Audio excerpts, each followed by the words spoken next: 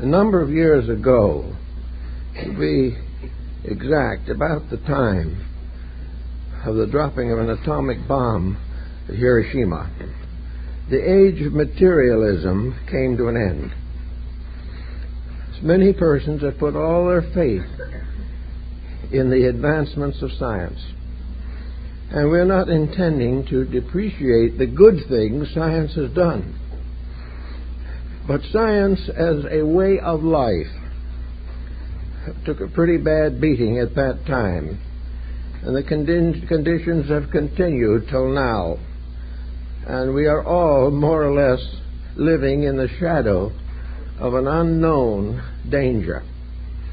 A danger that might hit and may never hit. We hope it never will, but it has changed the entire psychology of mankind.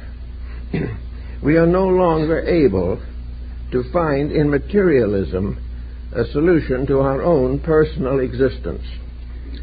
I know a number of materialists took one view on the subject which gave them great consolation. They said they were not going to survive, but the contributions they made to human progress would survive. Those who came after them would give them a kind of vicarious immortality. They would live in their works, they would live in the contributions they had made, and they would find their own fulfillment in building this future they might never live to see. Well, it was a certain kind of solace, and a great many thinkers accepted it. But now we have another difficulty. All these people working together for a future in which their labors will be recognized and useful are faced with the dilemma of what if there isn't any future? Supposing the individuals who have given their lives to learning have created a kind of learning which is going to die and take them with them. These learnings are not very optimistic, and the materialistic scientist is no longer very popular with himself. He's not too popular with his family, and has lost a lot of his station in world thinking. In other words, materialism as a solution to the purpose of human life has been undermined and has become something that is unendurable to thoughtful and kindly persons. Now, during this period also, we have had the theological answer. The theological answer has done something to suggest a survival. But what kind of a survival? What does theology really offer? From a long time ago, religions used fear as a means of conversion. They warned human beings while they were alive that if they did not follow certain religious tenets, they will come into serious troubles after death. And out of all this came a concept of heaven and hell. Heaven for those who believed, hell for the unbeliever. A particularly good heaven for those who belong to certain groups, and a rather doubtful heaven for the rest. And the general optimism of the ancient religions, which were more or less happy beliefs, was seriously damaged until very largely virtue was created or perpetuated mostly by fear, or anxiety, worry. And millions of persons went out of this life in a very unhappy state of morality. So gradually the advancements of modern living have undermined the concept of heaven and hell as it was advanced in theological teachings. It did not seem to be particularly practical, especially if the results and rewards were to be based upon the present state of morality. There are very few good enough to go to heaven according to the old way of thinking. And we are creating more and more crime and dissipation and immorality We are suffering from more terrorism and religious conflict than we have known for a long time before. So this concept is also not entirely a happy one. Many young people today growing up do not want to be good because they fear hell. And they are perfectly aware of the fact they're not likely to be good enough to go to heaven. All this is very difficult, for the death rate continues, the birth rate continues. They come and go as they always have, but their ultimate state or condition is still difficult to define. Yet without some concept of a future existence, the individual's present life becomes comparatively meaningless. In the old days, when life was rather slower and people enjoyed themselves more, physical existence was accepted as a benefit. To modern man, many human beings at least, physical existence is a penalty. The individual must wander on through high taxes and unemployment and exorbitant prices, and until at last he has to pay a reasonably exorbitant price for a funeral. This all adds up to a great deal of strange disillusionment. And we have had, in the last 10 or 15 years, a large number of younger people who have broken away from practically every institution of the past. They are disillusioned because they do not see any straight pattern of life. The rich have very little advantage because they must leave their wealth behind in due time. All of the materialistic objectives of life are short-lived. The individual building a political structure is building something that also will pass away. Almost everything we do in the material world is very transitory and fragmentary. There is very little satisfaction of soul, very little depth of insight involved in our present way of life. We are not even allowed now to go home quietly and read a good book. There is a strange fascination about television, which not only does not give us much about death, but very little about life that's worth living. So we are really in a kind of a quandary. We're going somewhere. We're all going there. But where? How? And what? Are we going to go into oblivion? A question that Socrates asked. Are we going to some mysterious realm, like the Elysian fields of the Greeks? Or are we going to the netherworld of Egypt, and at the entrance of their afterlife was a money changer ready to change the currency of this world into the currency of the next? It was a pretty thought, because the currency of the other world had to be based upon virtue rather than upon real estate. So all these things have given us pause and are giving us more pause as time goes on. In the midst of all this also, there has been a tremendous upsurge of what might be termed mystical idealism. And a few years ago, mysticism and psychic phenomena and metaphysics were kind of unhappy words. People who used them too often were considered somewhat eccentric. Today, these are the popular words. And everywhere, individuals, groups are springing up to study the psychic life of the individual. The literature on the subject is becoming massive. Everywhere, everyone is beginning to think in terms of out of this life meaning that goes into other spheres. And we are beginning to see much of the old thinking that engrossed people like Paracelsus and even earlier Plotinus, Pythagoras, and all these. They had certain thoughts. For a long time, material science said they were very foolish and put them into the background, and their books or writings were available only in pulp editions. Now, All of these things are coming back. Every folder we get from publishers today, it will include a number of ancient texts or early texts that had no market 20 years ago, but are now sought desperately by a new generation of truth seekers. And so the whole surface of our materialism has more or less broken down. It was inevitable, but there was nothing there in the first place.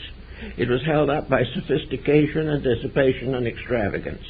And these are not very helpful as we approach transition into another life. So the transition problem being inevitable and being universal, we have to begin to think more about it. And we do not like the idea of ending in nothing. And we're not too pleasantly looking forward to the various decisions of the theological purgatories. So we begin to think of the only other alternative, and that is the doctrine of rebirth. Today, according to a publication I saw somewhere, I can't quote it, but it's in substance, nearly 10% of the people of this country now believe in reincarnation. That's probably more than that, because, of course, there is no way in which they're all going to stand up and be numbered. But the belief in rebirth is spreading very broadly through the world at the present time. It used to be but largely limited to the Eastern Hemisphere, where it had a considerable following. We may say, for instance, that even today, or maybe 100 years ago, there were at least 1 billion reincarnationists in Asia. But this has more or less been left vacant as far as the Western world is concerned. A few progressive thinkers and idealists played with the idea, and some mystical organizations stood firmly behind it and insisted that it was true. But at the same time, there was not very much popular interest. But now the popular interest is increasing. Not only the interest in reincarnation, but an interest in practically every mystical or metaphysical belief of the ages. We are digging back into the past to find something to live with now. We are not pleased with the prospects as they appear, and we are not producing out of any of our learned institutions the type of idealism which is satisfying to weary, world-worn human souls. The intellectuals, the academics still insist on clinging to their own way, but they are getting fewer followers every day. We just cannot live much longer with nothing to look forward to, or something to look forward to that looks more dangerous than being here. This is not the type of situation that will bring any real comfort or consolation. Now we have to face these problems with a certain amount of internal intelligence. Most of the matters that relate to invisible concerns, and most visible concerns emerge from the invisible.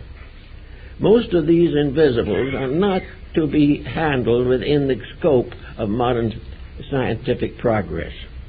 We cannot physically produce the evidence that might be required. We can't build a computer as yet that will do the job successfully. We cannot demonstrate scientifically a mystical universe, but we can internally experience the need for it. And we also have the consolation of realizing that while we cannot prove it physically, academically, the academical people can't prove their materialism any better. In both cases, it's an assumption.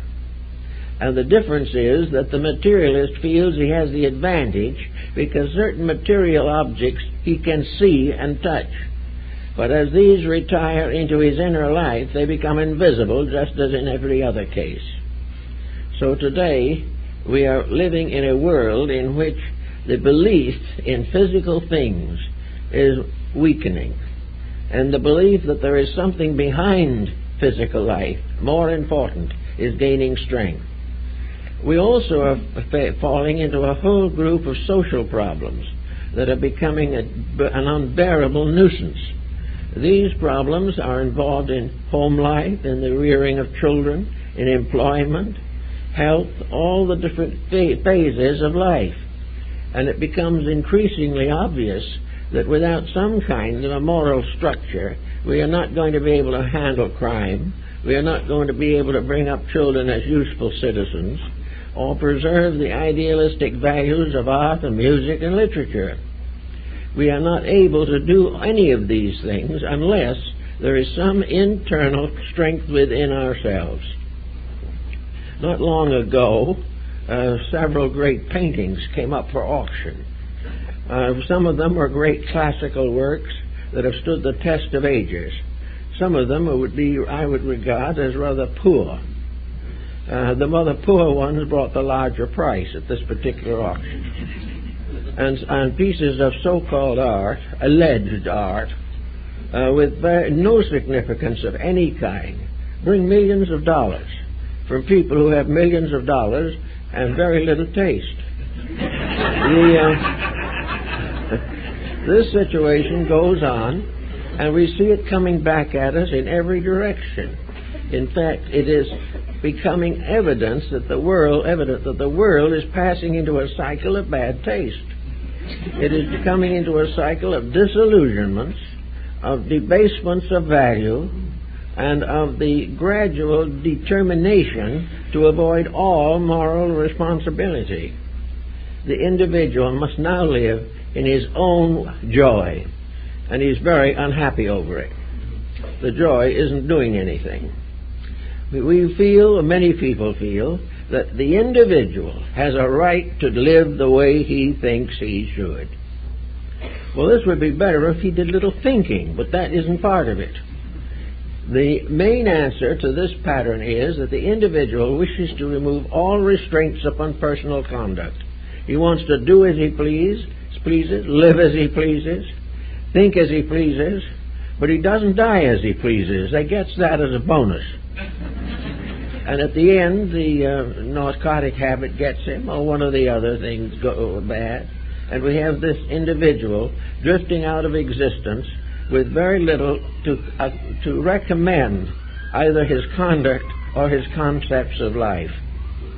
Now, all this is hitting people who are basically pretty fair thinkers, and they're not very happy about it. And in this interval, we find the solution that has been advanced by the ages as a true answer to a problem that has to be faced in some way. That reincarnation is probably the best answer that man has ever devised. Now we can say that man has devised it. Of course, it is not only sanctified by veneration, but it appears in the scriptural writings and teachings of most nations. It is a very definite part of human knowledge, human conviction, human belief, and human hope. Therefore, today, we are turning in this direction, realizing that we actually are creatures in midstream. We are not good enough for a heaven worth being in. We are not bad enough to be retailed into some mysterious inferno. We are here to grow. We are here to improve. We are here to build better lives for ourselves and each other. There is a purpose of some kind, although a large number of persons have never discovered that. They're not sure, but they are sure that they're here. And they are sure that they're living in a very wonderful world, in spite of the efforts of the human being to deteriorate it and destroy it. We are here in the presence of a great universal plan that extends beyond the horizons, into the abstractions of space. We are here with all kinds of hopes and fears and ideals and convictions. And it is very necessary for us to make the most of these convictions. Thank you very much. We are here to do something to grow the world we want to live in. Now, we are testing out all kinds of solutions. We are hoping, some are hoping, that by superior armament we're going to make it. The trouble is, this is competitive, and nearly any form of armament that we can conceive can be also used against us. So the solution of war to any human problem is merely a negative evasion of responsibility. There is no hope of solution in such an attitude.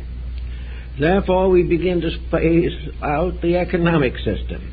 We're going to have to take greater care of the underprivileged. We're going to have to do more things to distribute and diversify the assets of the world. We look a little careful at this particular point of view, and we discover a world of shrinking resources.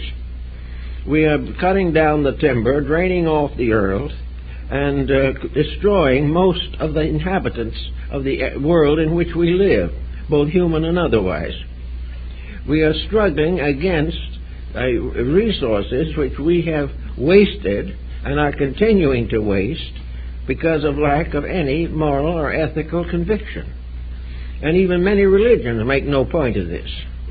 They make no point of wasting natural resources. Some realize it, but all private citizens experience it.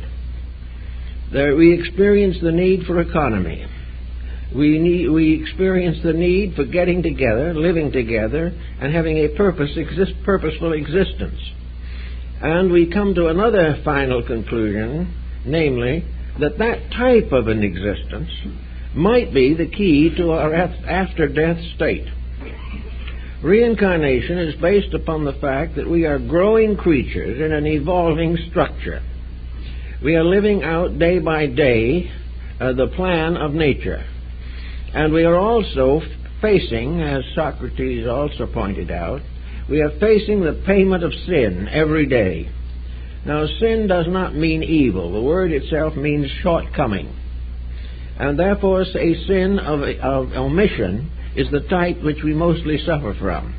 We do not do that which is best or necessary, and by second best and third best selections, we fall into trouble and error and discomfort.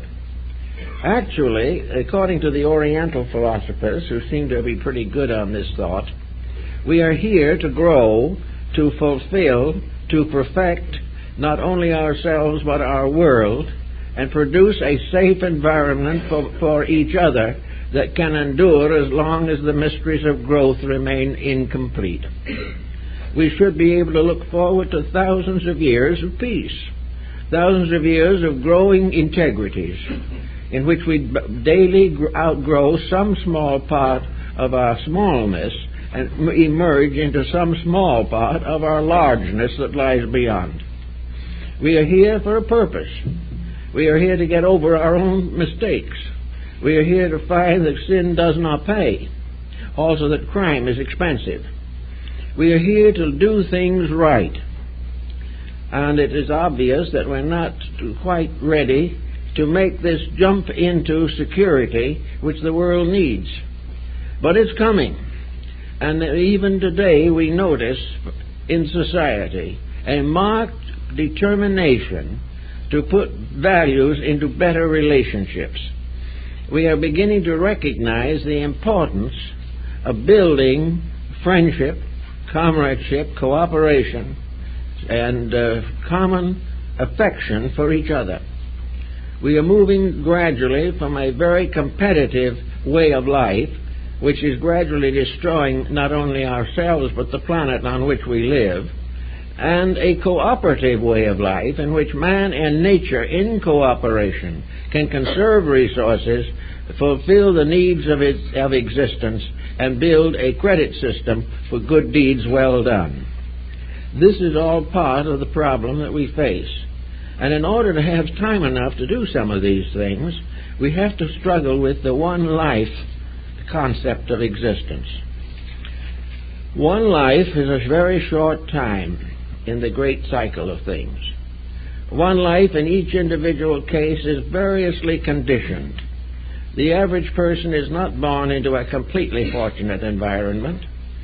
He may be rather well situated, but he may also be physically infirm. He may be in an environment in which there is little opportunity for growth.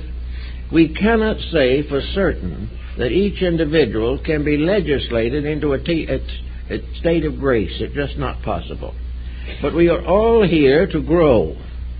And in order to grow, each individual must gradually become a little better than his own past.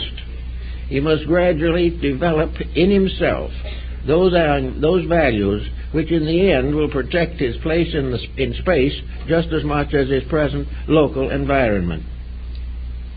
So we begin to think in terms of reincarnation as a simple way of preserving natural honesty. In other words, if we live in an honest universe, and practically every philosophy and religion of importance in the world believes this, then we have to be honest ourselves. And we have to face the consequences of action. In the smaller way of life that we call a personal embodiment, from the cradle to the grave, we are constantly in the face of debt. We are constantly doing things for which there must be some type of a penalty. We are thoughtless, we are unkind, we are cruel, we are dishonorable, and the result is that there is a reaction that is not pleasant. Now, we always seem to blame this reaction upon someone else. We don't like to assume the fact that we have a system built into our own natures by which compensation is appropriate to the needs of occasion. We do not realize that we cannot be destroyed by someone else. We cannot be saved by someone else. The whole process of growth rests upon the development of the integrities by means of which we protect our own individual existence. This way of growth is not a difficult thing. It is apparently difficult when the individuals involved are isolated in the midst of a highly competitive system. But in fact and truth, cooperation is a comparatively simple thing. It is simply the individual doing what he probably instinctively would do if penalties did not prevent. We do not want war. We do not want crime or poverty. But we do not individually know how to control the processes by which these things are created or caused. They all start in ourselves somewhere. The entire system of human regeneration is locked within each individual himself. He is the cause of his own evil and the cause of his own good. He is the cause of his own difficulties, and he must be the cause of their solution. And he can be, because within himself is an equipment capable of meeting every emergency of human life. But this equipment has to be used properly. It has to be dedicated to some cause that is important enough to require a great deal of personal attention. Now, all physical causes and all physical consequences are very ethereal and ephemeral. The individual trying to solve all things in terms of his own physical existence is wrong to start with. There is no way in which the individual can cure his internal ills by merely changing his environment. Lots of people would like to wish it. But if a person with a poor nature enters a good environment, he will not improve, but the environment will be damaged. Each person must solve his own problem. And in solving his own problem, pay his own bills, take care of his own future, plan an intelligent way of existence for himself and those dependent upon him, and do all that he possibly can to increase the internal stability of the society to which he belongs. Therefore, reincarnation becomes a means of facing into yourself. It is the beginning of spiritual, moral, and ethical honesty. It is a final proof that you cannot be saved by somebody else, that you cannot be perfected without growing yourself, and you cannot be better than you are unless you make yourself better than you are. Now, the little difficulty that seems to be showing up at the moment is that while most people are becoming interested in this, there is a kind of weakness involved in the present program. The individual wants to grow, and he devotes certain time, effort, and even resources to growth, but he does not particularly seem to want to change or correct his own mistakes. He is trying to grow on a religious, philosophical, or intellectual level without involving ethical reform. He wants to be selfish and saved. He wants to keep everything he has and be virtuous as a philanthropist. He wishes to have a perfectly happy home in which other people are all right because they agree with him. He wants to be in a church that is successful and has a nice large congregation, but he does not expect to get over selfishness. He does not expect to change in his business life policies which are corrupt or dangerous to integrity. The individual wants to get better without losing any of the advantages of a bad life. He wants to keep on disliking the people he dislikes and voting in the politicians who do the most for him, and all these kind of things.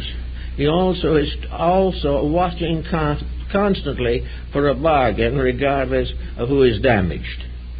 So these problems do not seem to change in spite of the fact that there is a strong idealism coming out of the problems of the day.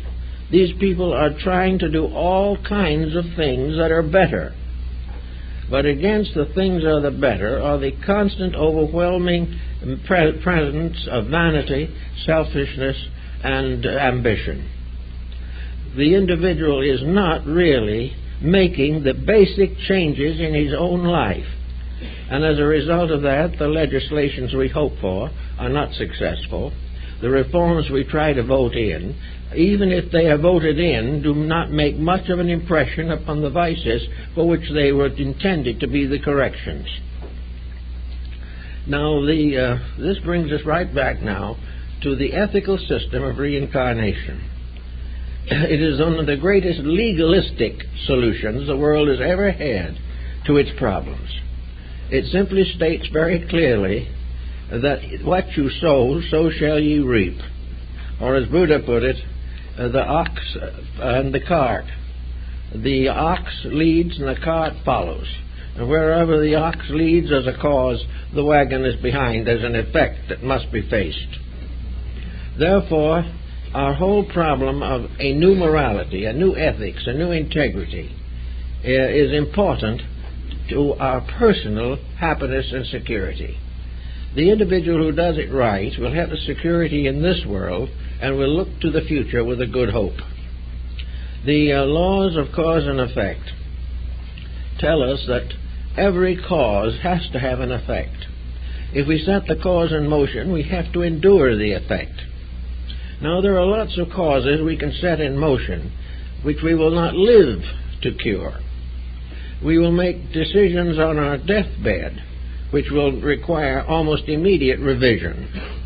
We can do all kinds of things to get ourselves in as fortunate position as possible, but the individual has to realize that we have an account in the bank of the infinite, and most people are a bit overdrawn on this account. To meet this difficulty, the individual has to assume responsibility. If we are selfish, there isn't a religion and a philosophy or an ethics or a science in the world that can cure selfishness. We can only cure it ourselves. We may be forced to be unselfish by circumstances, but if so, the moment the circumstances change, the selfishness comes back. We have to correct these things, not because of laws, litigations, or mass movements of society, but in ourselves, if we expect to grow. Now, there are many groups of mystically minded people coming into popularize this particular time in our history. And most of these people want to be helpful, useful, and constructive. And also they wish to be part of a new way of life for us all, a way of life that must come, a new age that is on the way, a threshold at the moment, because of the fact that that which has gone before will not endure, and we know it. But the question is, in most cases, to stay as we are until we are on the very brink. And when we are tottering half over the edge, then we will begin to think in terms of repentance. But it won't work that way. The time we have to start to grow is the moment we realize we need to. And we need to grow the moment we realize the troubles we're in. Wherever there are broken homes and all kinds of neglected children, overdrawn expense accounts, all kinds of secret processes going on that are not right, all these things are deadly enemies of the security we seek. And we have to start by realizing that all the changes must begin with ourselves. Now, when we start working with ourselves, we need a good motive. That's been one of the great problems, because it's going to be a long time before complete selflessness can be expected. Up to then, we are going to have a sort of divided allegiance, a little in favor of ourselves, but also something in favor of the larger and more important cause. So we have to begin the moment we believe in idealism, the moment we believe in honesty, the moment we want to see a better world, we immediately become responsible for participating in this progress. We must do it ourselves. We do not do it by simply physically supporting organizations, and then the organization cannot serve us if it is only supported and not actually emulated in its principles. So here we are at various stages of age in this world with a great sense of responsibility. The human being inside himself, if you go far enough into him, we find great truths lurking there. The individual, regardless of his affirmations of materialism or idealism or anything else, the average individual does not believe in death. He does not believe in dissolution. He does not believe in eternal damnation. He does not believe that he can evade all the responsibilities of his own conduct. The truths of the matter are inside of us, and we know it. But these truths interfere with certain selfish projects of the moment, and these gain acceptance, and the truths remain quiet or quiescent. We don't do much about them. But we're coming now to the point where everyone is asking, how are we going to handle this situation? Nature and the universe has given us the way to handle it. And in fact, it is handling it for us, whether we like it or not. The universe is determined we're going to make the grade. We are going to succeed, even though we object to the bitter end. We're going to be happy sometime if we have to feel to be miserable to do it. Actually, the laws of nature are long range, and the law of cause and effect is an infinite law. It is everywhere, in space and in the human heart. The law of cause and effect is inevitable. The law of karma, consequence, is the law of cause and effect applied to the life of individuals. Karma means, as ye sow, so shall ye reap. And that which we do shall come back to us. And there is no possible way of avoiding the results of our own actions. We can escape them for a moment, but those things which have been done in secret are known to the one person that is important, our own inner self. There is no escaping it. Karma must operate. There must be retribution and reward. Now, we think usually of karma as a very painful procedure, but this is not true. The law of cause and effect does not mean that we were just simply born to suffer. The law of cause and effect tells us that if we sow the seeds of happiness, we will be happy. As it was in the Arabian fable, happiness must be earned. That which deserves happiness will be happy. And the individual who develops the integrities with himself will benefit by his own integrities. He will also become a better citizen of the community. And if enough people agree on the level of the integrity of conduct, social problems will also fade away, because they're all based upon compromises and indifferences and a kind of spiritual ignorance which does not recognize the truth of human purpose. So we have the law of cause and effect, we have the law of karma, which operates that way, and we have the law of rebirth. We call it a law because to most people it is a law. It was so known to the Greeks and the Egyptians and the Persians and the Hindus and the Chinese. It is a part of existence that the thing which exists does not cease to exist. There may be change and there will be change, but every creature that exists, every form of life, has somewhere within itself a seed of immortality. It will pass through infinite changes, appear and disappear, come forth and fade, but it will never die. Therefore, all living things are part of a living universe, and the living universe cannot tolerate death in any part of itself any more than the human being. The body of man can endure a local death without the whole body becoming involved. So the law of rebirth is something that tells us that we are constantly changing, but always growing. Now, some people are feeling of abuse. They feel that they are being shortchanged all the way along. Some people realize that they come into this life much better privileged than others. And in all things, we wonder why the inequalities of life. If we want to see the inequalities of our environment, look into ourselves. The inequalities of a family. A family is made up of individuals, each of whom has a temperament or disposition of its own. Some members of the family will work beautifully together to protect the family. Others will walk away and leave the responsibility and go off in an isolated way of their own. And if the family breaks up, the sorrow is distributed through all. Now, in reincarnation, we have the same kind of a situation.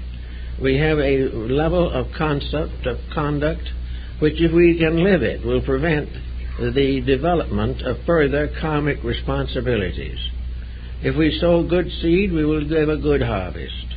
If we keep on sowing selfishness, we will be selfish and the victims of selfishness. It consists in putting our own lives into a straight constructive pattern. To pay. We like to avoid paying bills if there's any possible way of doing it. And people are known to move away from a place, take a new name, and start a new business just to get away from a bill. In nature, there's no getting away. That is one of the peculiar factors of this subject. There is no way of escaping the consequences of conduct. Consequently, we must expect, as we start out in life, to start with the realization that we are bringing some debts with us. We are bringing with us unfinished business. We are bringing with us the consequences of wrong action, wrong thought, wrong emotion. We are bringing in the imperfect parts of our nature with the hope that this focusing upon them will cause us to improve our ways. Every problem that is unsolved means that we have yet to learn something.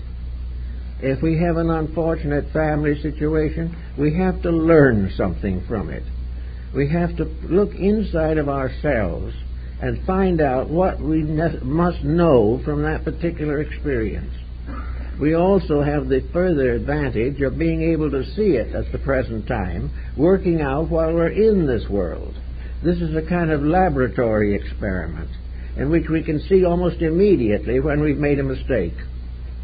But even after we've made a mistake, we may not want to correct it. We may want to say, well, we'll brush it under the corner of the rug. We don't want to take any responsibility for it. We're going to walk out on it.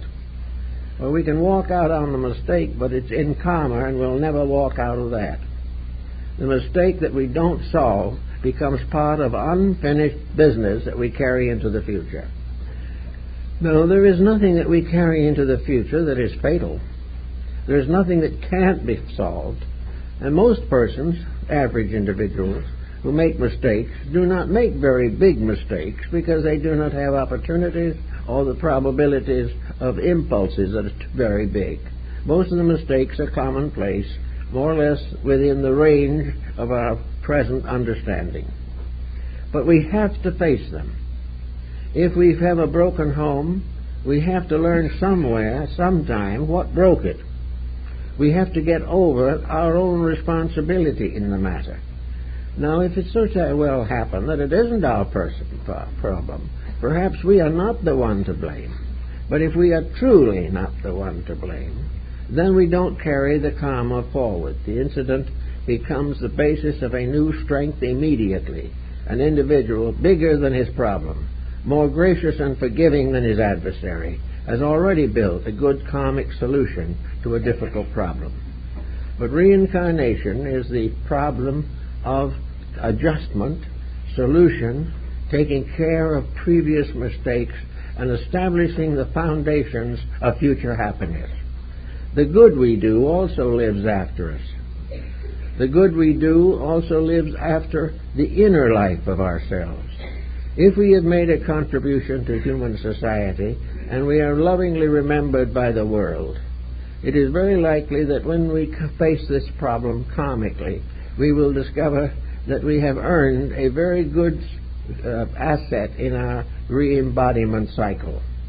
When something awfully nice happens to us, or we are very successful in the presence of a great emergency, it is because we have earned it.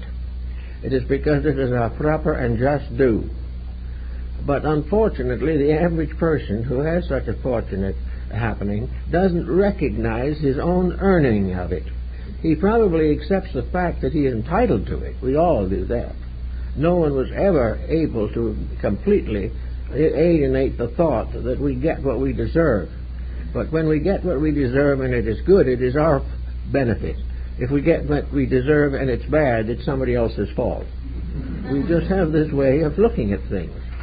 But if we look around, we'll see that in our daily lives there are good things and things that we haven't handled too well. In our karma, looking at it from a cycle of rebirth, there are all kinds of incidents, principles involved.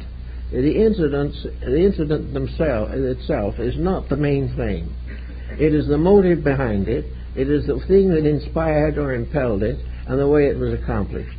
If these were right, then we don't have any bad karma from it. Without the right integration ourselves, however, we continue to suffer from the mistakes that we have made. Now, fortunately for a great many people, in the production of reincarnation, this law operating, we have been given a certain protection against a flooding in of karma. We are protected against being faced by more than we can bear or carry at any one time. We are only expected to meet those problems which we can handle at that time. Problems being entirely beyond our handling are also beyond our comprehension at that time. They will come in due course, but they're not a problem of the moment. But because we have the power to handle these things and to do what we want to with them, we find a certain interesting circumstance arise in connection with religion. Today there are a great many individuals who are involved in various forms of psychic experimentation. They are using whatever means they have or can to try to sound the depths of their own subconscious, unconscious, or mystical parts of their natures. They are seeking to find some kind of a superpower, some kind of a super realization that will lift them out of the present doldrums in which they find themselves. They are looking for a solution on a religious level, And to do this, they begin experimenting with psychic disciplines, yoga, Vedanta, or this type of thing, or mediumistic procedures, or other types of psychic experience. And these problems can be difficult. Now, there's no question in the world that there is a wide band of genuine psychic phenomena. But there is also another type, which is something we all have to watch for and be very careful of.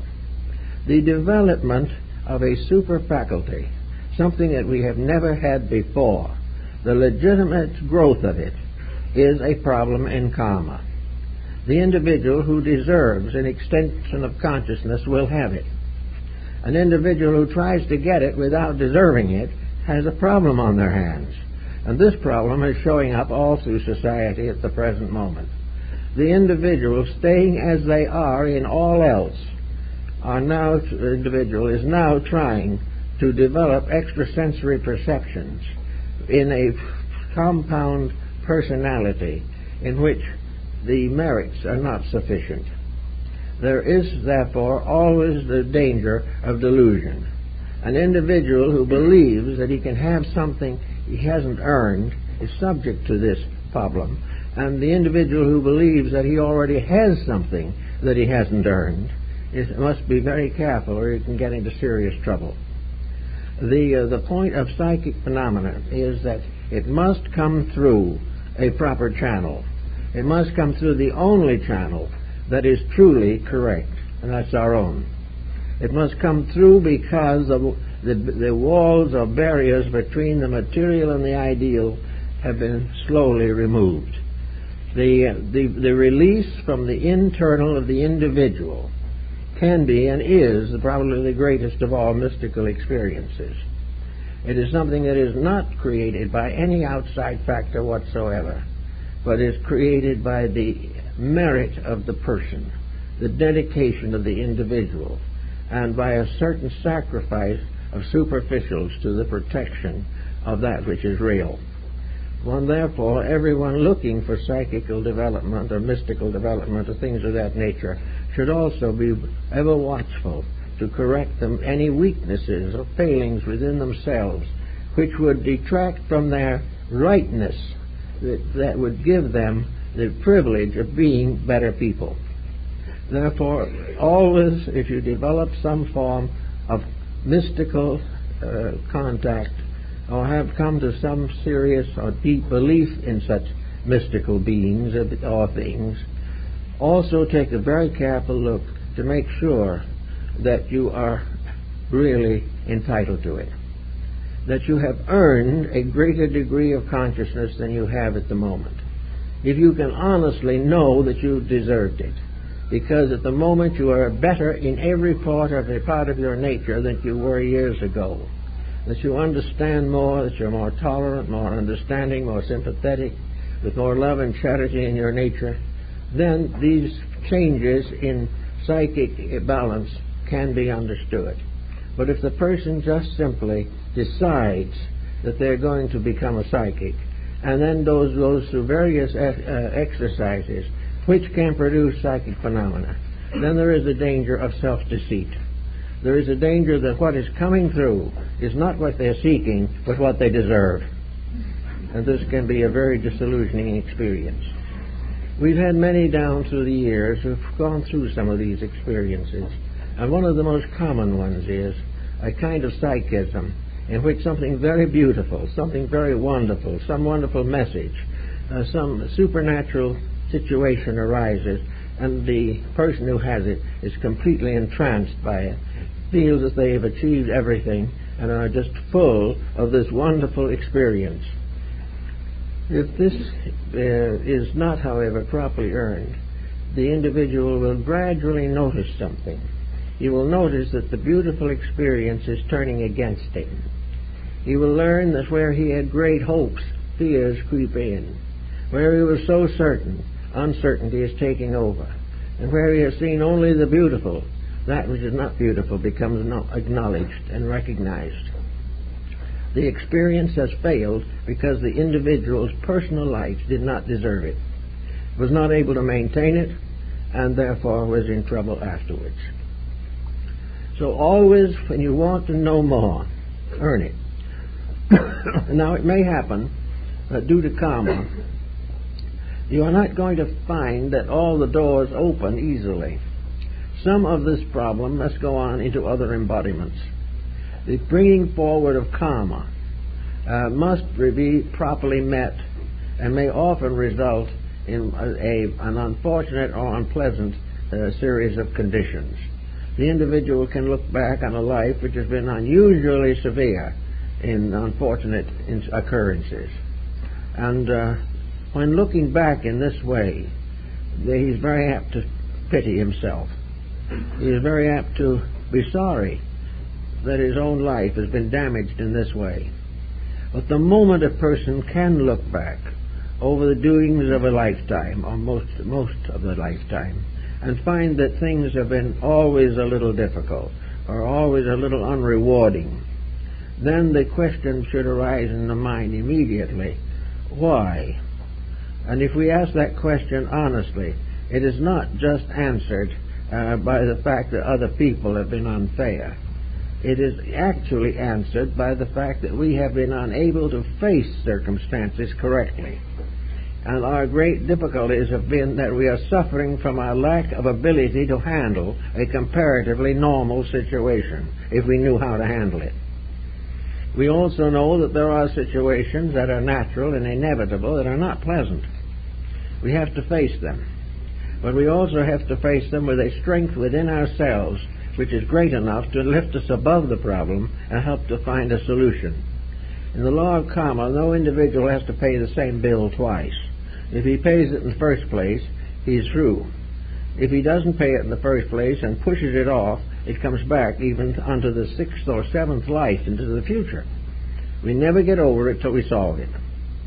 Now, this is nature's way for a kindly, loving, divine principle to make sure all the children receive the proper discipline. A family without discipline is in trouble. A world without discipline is in danger. And the undisciplined condition of our present society is a very strong warning that something must be done. More and more people are accepting this warning. They realize that the time has come to correct a whole series of faults and build a new way of life. That we have to build on this planet a way of life that is acceptable to natural law, that is considered proper for us. We are an ambitious creation, frustrated by living on a molehill. Instead of having the largest star in space as our home, so our ambitions could grow, we have a lot of ambition and a very limited atmosphere. The Earth is not very big. The population is increasing all the time. And some have said that the population increase is being somewhat hastened by the fact that many people are going out with more karma and have to come back sooner. This is a matter of interpretation, but guilty spirits have those kind of ideas as they go along. Actually, the whole situation is one in which moderation and sort of kindliness is to shift the way of life. What are the objectives where a person can be happy? How can we live in a world in which it is so congested or so overwhelmed with problems or responsibilities that there seems to be no answer and no cure? Actually, this world has many untouched joys that wait for us to be able to understand them. This world is a very beautiful place. It has almost everything imaginable, so many wonders beyond science that science can't even analyze them. We have everything necessary except that we have to get over the willfulness of the fallen angel. We have to get over the determination to excel someone, to compete, to create our own private molehill somewhere on the larger molehill. We have to assume that there is some kind of a great joy in defeating someone else, that there is a tremendous vitality in the thought of revenge, that all kinds of things that we don't like have to be taken away, or we will go and fight about them. Nations are fighting. And after all the thousands of years of war, it wouldn't seem that nations could continue to follow the same old era. We thought we were largely through with religious persecution. Now we have it right on our doorstep again. We thought we were a little bit too wise anymore to go out and fight with the Medes and the Persians, but they're here. And we have not solved the basic problems of human relationship. And yet we are living in a world where there is no cause for these problems except ourselves. These problems do not descend from the sky. They are here because we are a peculiar kind of people who seem to be trouble-prone. We try to do everything the wrong way. This problem is always a difficult one. But the problem is also that this world would be something we could pass on to our children and their children as a glorious gift, something in which all dreams and hopes and aspirations within reason could be fulfilled, and where those that are too high to be fulfilled here can be reached by the stars and the ladders that lead to the sky. We are here capable of all good. Why are we not all happy then? Because each individual has depended like a family on the spoilage of parents. They think the parent is too kindly to do anything to punish them, or they are wayward enough to tell the parent to do what it pleases. And a lot of people have told God to do what He pleases, and that's just the problem. He does. And He does what is necessary, not what we want. So all in this problem is that karma can build a beautiful life, and reincarnation can put us here to enjoy it. We can do all kinds of very grand and gorgeous things with life. We can develop all kinds of releases of inward potentials. We can become more and more complete persons, and in that matter gradually deify our own lives. Somewhere in the end of things, the human being will be as a god, knowing good and evil. Somewhere along the way we are going to outgrow our humanity and come closer and closer to that divinity which now shapes our ends.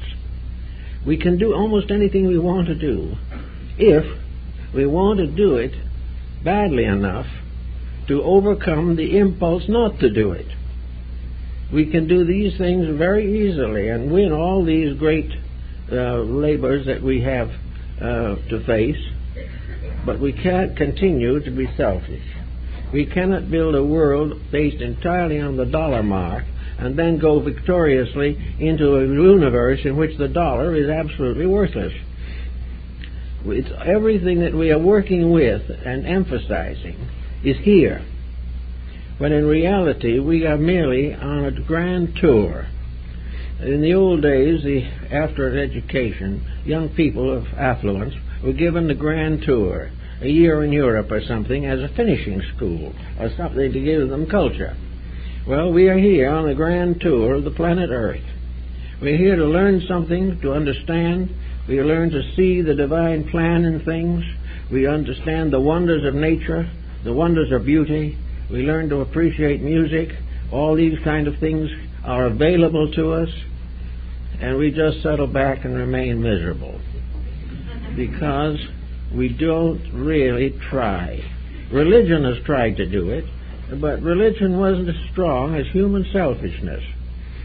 Science has tried to do it and hasn't been able to get beyond its own selfishness. Modern philosophy is, for the most part, a dead loss. It has done very, very little to solve any of the problems of the day. Therefore, the person comes back to himself.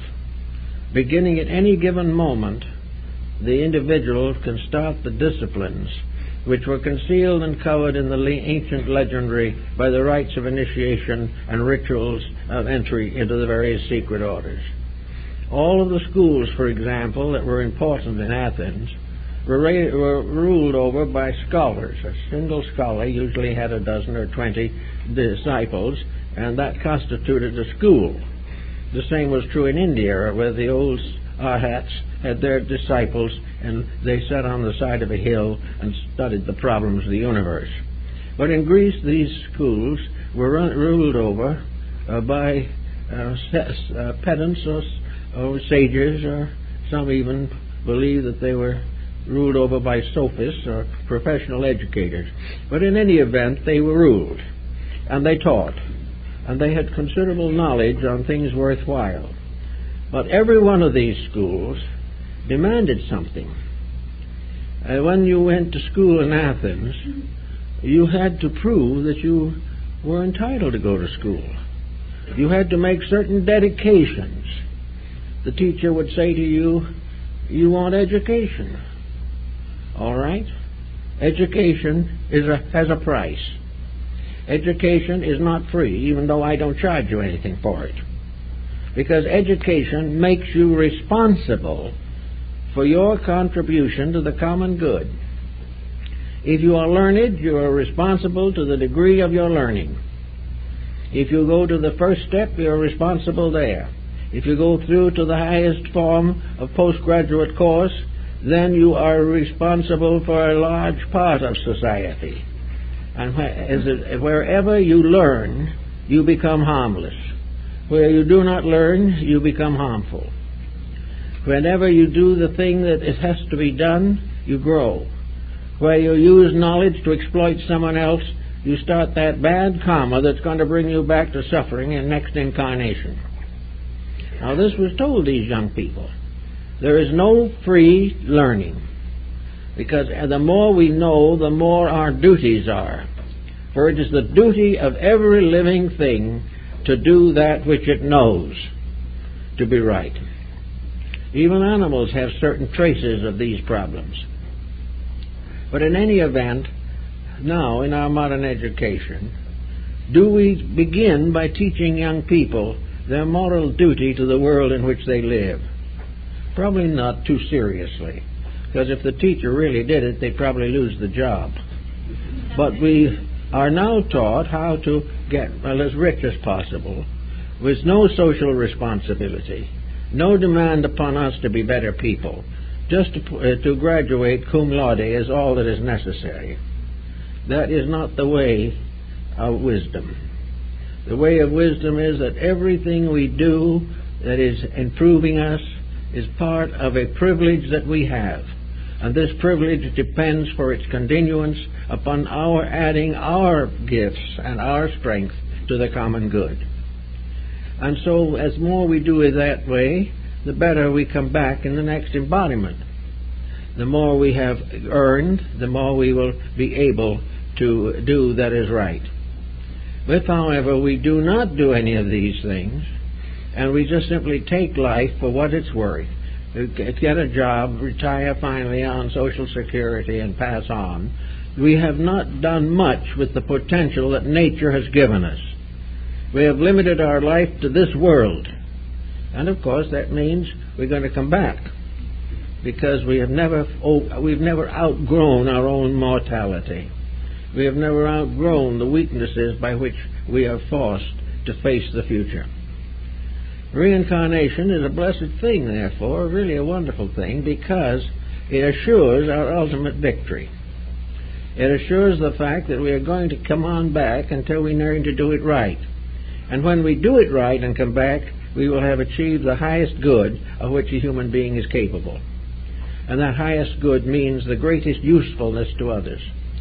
The height of all growth and usefulness, finally, is that the individual can consciously cooperate with the divine plan to which we belong. This is the way it should be, and the way it has to be, in order to be successful. Therefore, let's not think of growth merely as a kind of competition in which we try to be a little wiser, or a little better informed than someone else.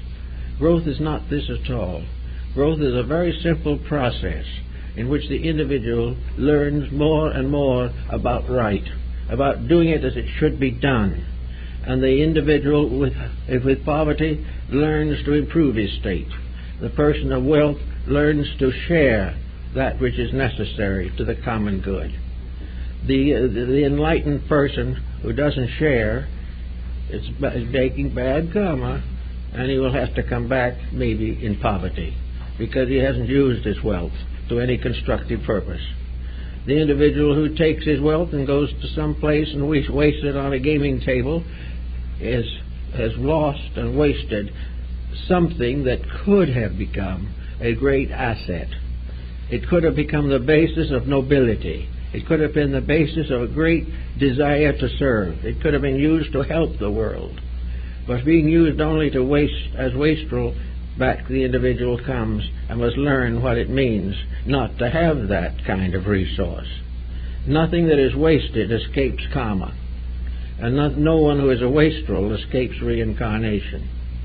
So we have to all watch these things, and it shouldn't be a great pain for the individual not to waste what he has or to dissipate himself into an early grave. Why should these things seem to be so important that we live badly in order just to die badly? There's no need for this at all. But there's gradually coming into realization that beyond the kingdoms of the earth, there is the kingdom of heaven. And heaven is not just a place where there are angels and stars and so forth. The word heaven means really higher, above, more. It means rather that there is a region available to all of us in which good is supreme. In the old days in China, they had a belief that somewhere in the midst of the desert of Gobi there was a great and wonderful sanctuary, and that all those who loved God and served their fellow men finally gathered into this great sanctuary of the enlightened, and there formed a kind of over-government of the world. This over-government, however, was under law. This over-government did not mean that these people could change law. No matter how many sages all gathered and willed together, not one truth could be destroyed or one error be supported. These wise ones only became stewards trying to help everyone to use their powers and potentials for the common good. We have to be finally a socialized world, a world of cooperation, a world in which the incentives for life are no longer cheap incentives, that we're no longer satisfied to be the richest body in the graveyard, where we are no longer inclined to look with great exaltation on the first billion or something of this nature. These things constitute a kind of illusion. If there is a world of fantasy without fact and substance, it's the one we're in now. The real world is a world of value, the world of integrity. And by degrees, each of us is graduating from this particular environment into something better. But on some occasions, as was in the old days of the old red schoolhouse, the way some people got out of school was burn the building down. There was no other way. They never could graduate. Well, if we don't any of us graduate, we might burn another building down, a big one. So we have to think very much of cooperating with a divine plan, and that the machinery of this cooperation operates can no longer be denied, that there is no possible way of evading the realities, that the divine plan in itself is so complete, so perfect, and so inevitable that there is no human being that can break it. There is no real human being who wants to break it, because this plan ends in the common good of all that lives, and this is the most important thing. What we want now, we won't want tomorrow. The pleasures of today we will be outgrowing, just as we outgrow the pleasures of childhood. But the growth program goes on and on and on. It becomes part of an inevitable pattern devised for our good and to our inevitable victory. In this way, therefore, reincarnation just makes sure that we don't fail. It might look as though we failed if in one life we went out in delirium tremens or something of that nature. It would look like a failure. But in the law of reincarnation, it is an incident. It is a mistake that must be paid for. But it does not mean that the individual has failed, or that he goes down to the earth to become nothing, or that he goes somewhere to rot in some purgatory. It is all part of growth. And no matter how much punishment we deserve, we will meet it, go on, and grow. And in the course of time, we will become wise enough to earn more beautiful things and stop earning things that are not so beautiful. We will begin to store up our treasures where the mold and evil will not take them. We will learn to create values and joys that do not mean the exploitation of our neighbor. We will find wonderful opportunities to grow and joy. We will find the universe is not just a heavy school. The universe is full of fun. It is full of wonderful and happy and pleasant things to do together. But in order to do that, each individual must become a more or less enlightened person. And this is what is going on year by year, age by age, life by life. We are all learning to become one beautiful family of all good relatives, good friends, cousins, uncles, and nephews, all dwelling together in a happy relationship and more aware of the magnificent universe still to be explored, and that there is a world around us, within us, and beyond us that is so fascinating that we will never outgrow the joy of exploring it. We do not have to do a lot of kind of silly little unpleasant things to find something to do.